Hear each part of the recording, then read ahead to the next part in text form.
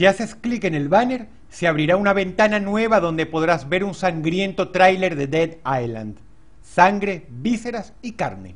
Es entretenido. Luego de 16 años, El Hoyo de Mel permanece como una de las historias más extrañas y perturbadoras que jamás se hayan contado.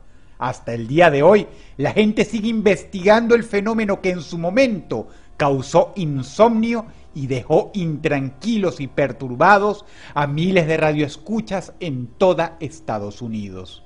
Empezó en el programa Costa a Costa, un espacio radiofónico que versa sobre fenómenos extraños donde los escuchas pueden llamar para contar sus historias.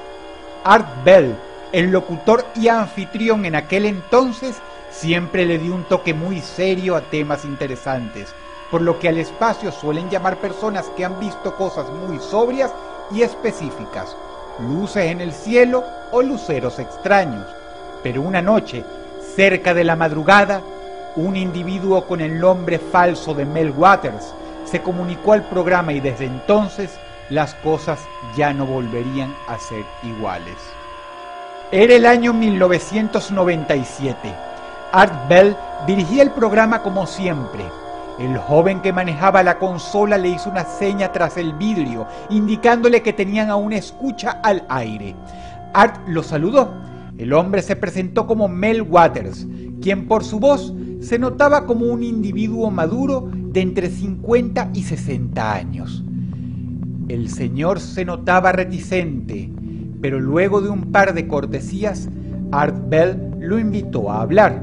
Y vaya que el señor Waters tenía una historia que contar. No dio su ubicación exacta en ningún momento. Era muy cauteloso, pero se identificó como el dueño de una propiedad de varias hectáreas en Helensburgh, Washington, un área rural.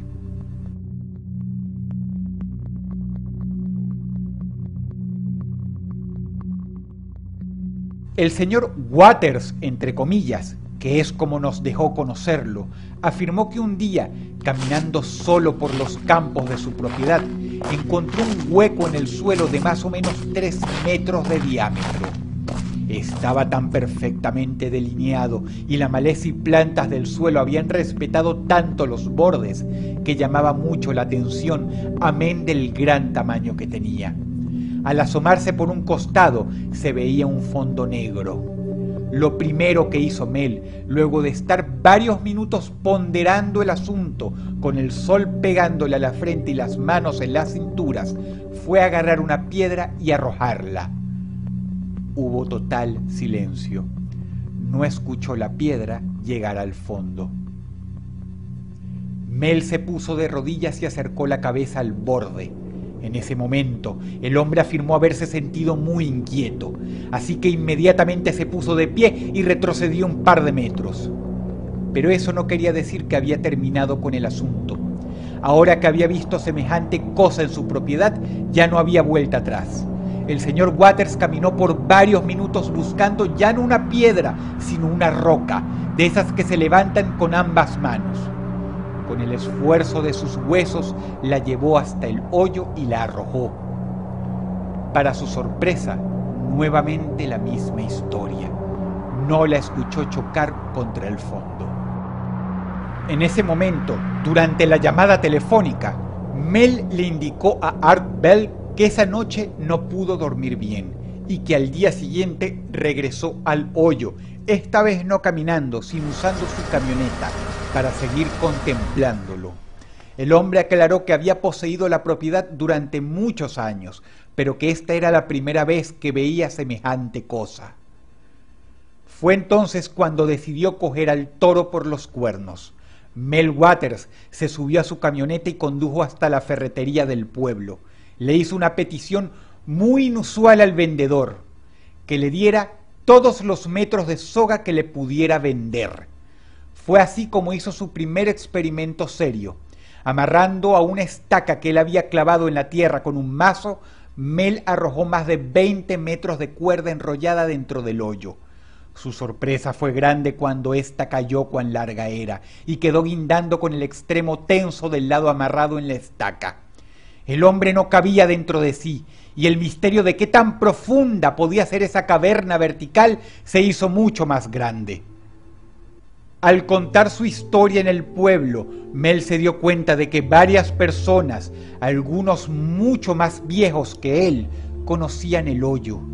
De hecho, debido a la naturaleza serena y amable del señor Waters, varios admitieron con mucha vergüenza que a través de los años, en varias ocasiones, traspasaban su propiedad para deshacerse de objetos grandes y viejos como neveras antiguas, llantas de auto destruidas, electrodomésticos inservibles y partes de auto erosionadas, arrojándolas al hoyo, pues era mucho más rápido y, lo más importante, barato que deshacerse de estas cosas enormes por los medios apropiados. Mel no se enojó por esto, al contrario, se sintió asombrado. Sin embargo, estas personas no compartían la misma curiosidad intelectual que él. Eran pobladores de toda la vida y no se hacían muchas preguntas profundas. Así que nadie le dio la importancia al hoyo que sí le estaba dando él. Mel no preguntó con qué derecho traspasaban su propiedad. Mel preguntó algo que tuvo un montón de respuestas negativas. Nadie recordó haber escuchado que nada de lo que se arrojase allá adentro tocara fondo. Los días pasaron. Mel afirmó en la conversación telefónica en vivo que a menudo iba al hoyo acompañado de personas, amigos y toda clase de gente que él pensara lo pudiera ayudar a resolver el misterio. Un día, con el auxilio de otros pobladores y un encargo hecho a la ferretería del pueblo, lograron coger varias sogas y amarrarlas entre sí hasta formar un cordón de 1500 pies, es decir, 457 metros de largo. La primera vez arrojaron el montón de rollos de cuerda al vacío con un objeto amarrado a esta. La sorpresa fue grande cuando una vez más notaron que no tocaba fondo.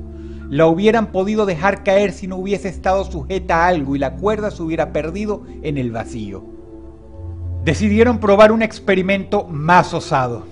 Tomaron una oveja adulta y con la ayuda de la cuerda la hicieron descender hasta el fondo para ver qué pasaba. Mel afirma con voz temblorosa que siempre se arrepintió de haber hecho semejante cosa.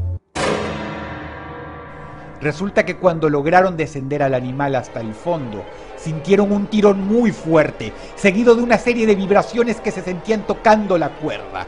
Tanto Mel como sus colegas se vieron las caras asustados y empezaron a tirar.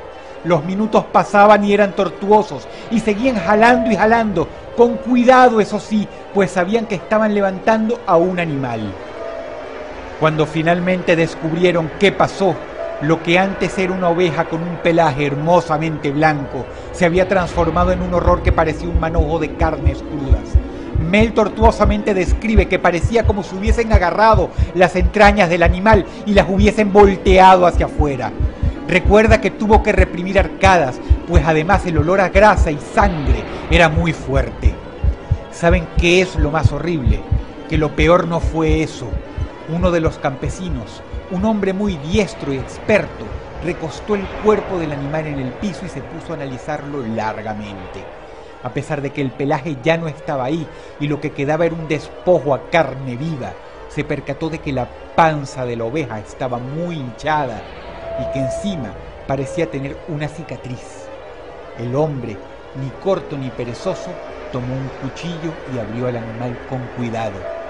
En ese momento, los hombres contemplaron el horror absoluto. Resulta ser que la oveja estaba preñada, pero algo era seguro. Mel no iba a poner en peligro a un animal preñado.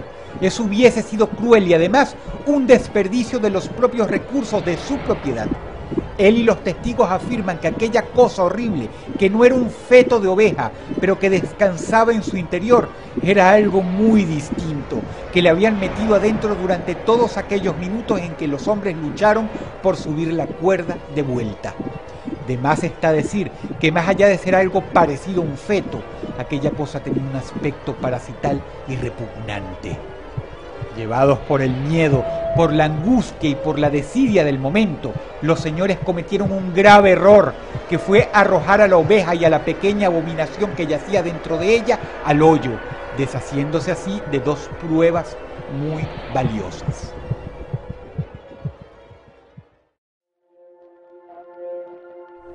Más tarde, Mel afirma que con parte de sus ahorros mandó a manufacturar a través de una compañía pesquera nada menos que un carrete con 80.000 pies de cuerda para pescar. Estos son aproximadamente 24.384 metros. El carrete se colocó sobre su camioneta y con la ayuda de varias personas dejaron caer una peonza bastante pesada amarrada al cordón. El aparato funcionó y funcionó durante horas, girando, dejando caer la cuerda. Era aterrador, pero al final del día aquella cosa no tocó fondo. La voz se corrió por toda Helensburgh. Mel hablaba abiertamente del hoyo y las personas que lo acompañaron en su momento durante numerosas anécdotas hablaban mucho del tema en los bares, en las barberías e inclusive en las escuelas del pueblo. Fue así como se enteraron que, según se recuerda, ese hoyo había estado ahí toda la vida, inclusive desde antes de la creación del pueblo. Su edad era incalculable y gracias al apoyo de la gente, Mel, quien era un hombre solitario, no se sentía abandonado. Sin embargo, la popularización de la noticia fue su segundo peor error. Una noche tocaron a la puerta de su casa. Eran varios hombres en muchos vehículos aparcados en su propiedad. Se identificaron como autoridades del gobierno de los Estados Unidos.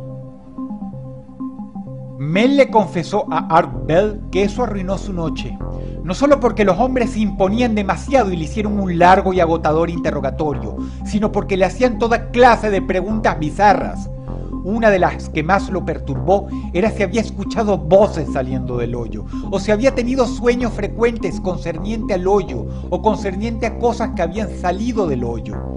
La gente del gobierno estadounidense, muy lejos de tranquilizarlo y quizá ofrecerle explicaciones tangibles por las cosas que había visto, le habían puesto el mundo de cabeza y habían abierto una puerta al infierno con estas preguntas que obviamente mortificaron profundamente al señor Waters, hasta el punto de ocasionarle un pico de estrés muy severo. Acto seguido, los agentes ofrecieron comprarle la propiedad. Mel no se opuso a la idea, pero les pidió tiempo, y él le explicó a Art Bell que no quería que lo estafaran. La propiedad era muy valiosa y encima había invertido mucha plata en ella. De hecho, ahí estaban invertidos los ahorros de su vida. Su propiedad, como la de muchos granjeros en Estados Unidos, era su patrimonio, su banco. Y cuando menos, si iba a verse obligado a marcharse del lugar, quería por lo menos sacarle lo más remotamente parecido a un precio justo. Pues cuando el gobierno te compra algo, casi nunca lo hace por el precio adecuado, sino por mucho menos de su valor. Y el señor Waters no quería dejar que abusaran de él. Estaban hablando del esfuerzo de casi toda su vida. Los hombres del gobierno no se tomaron a bien esto. Hubo toda clase de anécdotas, pero al final tuvieron que obligar a Mel Waters, o cualquiera que fuera su nombre real, no solo a vender la propiedad, sino a largarse del estado. De hecho, se reporta que se tuvo que ir a vivir a Australia. Sea como fuere, aquella noche de 1997 fue una de las más legendarias del programa de Costa a Costa. Art Bell se comunicó varias veces con Mel Waters, hasta que finalmente le perdieron el rastro. ¿Era Mel Waters un farsante? ¿Estaba diciendo la verdad? Nadie lo sabe, pero sin dudas esta es una historia fascinante. Y creo que no hay mejor manera de terminar con este tema, con lo siguiente. Durante los años 90, Google Maps no existía. Lo que existía era un servicio llamado Terra Server, que enseñaba fotosatélites de todas partes de Estados Unidos. El episodio final del hoyo de Mel no lo contó Mel, lo contó Art Bell. Resulta que los radioescuchas, emocionados por la historia de este señor, intentaron conseguir una foto satélite por medio de Terra Server de la propiedad de Mel Waters. Y finalmente la consiguieron, pero adivinen qué, aparecía censurada por un cuadro blanco. Si el video te gustó, por favor dale pulgar arriba y sobre todo compártelo. Eso me ayudaría mucho. Te habla Dodros y te deseo buenas noches.